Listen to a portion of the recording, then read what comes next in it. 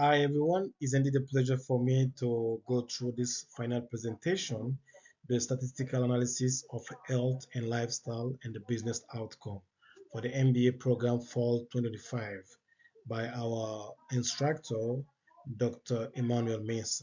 So let's dive into what we have to share today. So before we go into our presentation, let me share this quote with you guys. Every business decision ultimately comes down to people, but if what data could tell us how lifestyle, health, and wellness directly influence productivity, income, and performance. In this presentation, I will use statistical analysis to show how everyday health behavior translates into real business outcome and why investing in wellness is a strategic advantage, not just a benefit. So the population set, we have three type of population. The population of individual with different smoking statuses. We have non-smokers, we have former smokers, and we have uh, actual current smokers. So in this data set follows a national distribution where 60% are non-smokers, 30% are former smokers, and 10% are smokers.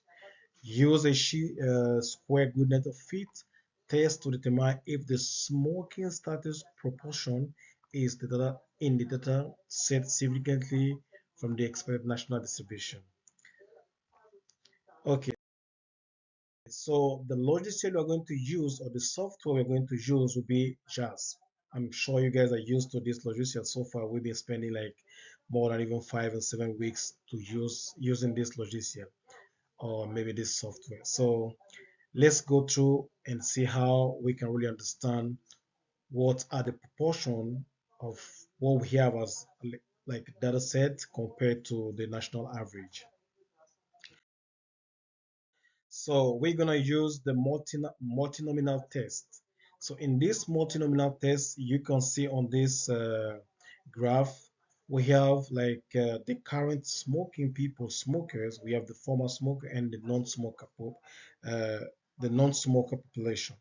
So the smoking status, if you go down to my graph, you see that we have 77 people compared to 136 for former smoker, and also for the non-smoker we have 287 observed. Okay, so now let's just go to the interpretation. So a chi-square good net fit or multinomial test was conducted to determine whether the distribution of smoking status in the depression data set differ from the expected national distribution, which is the 60% non-smoker and 30% former smoker and 10 current smoker. So the result shows a statistically significant difference between the observed and expected smoking status proportion. So if you see the S square, which is 16.45, compared to the P, which is even less than 0.05. You see, so the description shows that because of the p-value, because the p-value is less than even 0.05, the null hypothesis is rejected. This indicates that the smoking status distribution in the depression dataset significantly differ from the national smoking distribution, with a notably higher proportion of non-smoker than expected. So this is what we have as an interpretation. So what are the question and what is the purpose of this research? So the purpose of the study is the goal of this project was to determine how lifestyle and wellness factor relate to health outcome and business relevant variables such as income, productivity, and employee well-being. So the key research, does smoking status in depression status differ from the national distribution? Is there a relationship between alcohol consumption and dietary habits? Does income differ significantly between the two comparisons? Does participation in a wellness program improve sleep status? So these are the variable and also analytical method. So as you can see, we use the smoking status, which is the current, the former, and the non-smokers.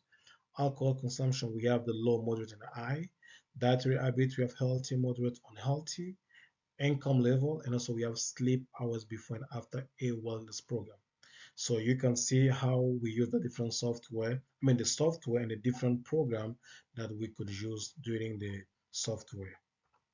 So now in terms of key finding for the smoking statute, the chi-square good net of fit test shows that the S square is 16.45, and then the P is even lesser than 0.05, which is 0 like 0.001. So what is the interpretation of this result? The smoking distribution in database given differ from the national benchmark. Obviously, you can see. And then the current smoker were overrepresented, while former smoker and non-smoker were slightly underrepresented. So what this suggests, this population may face higher health risk, which can increase healthcare costs, abstinence, and reduce productivity.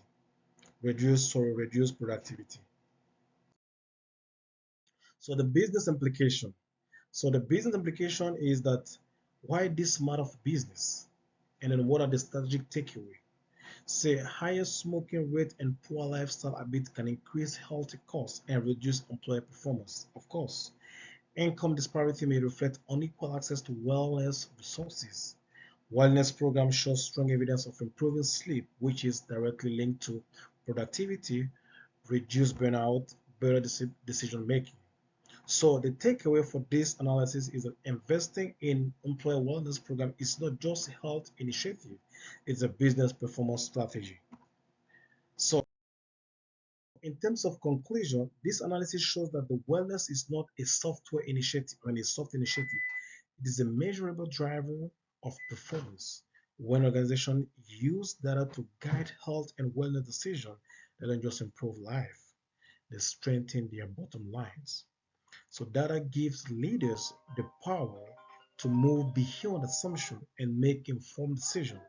By understanding how health behavior affects outcome, organization can design smart strategies that benefit both employee and business. Okay, so thank you so much for going through the presentation with me, and feel free to send me an email to ask me any question throughout the presentation, and then this is where I'm going to stop the presentation today. Thanks.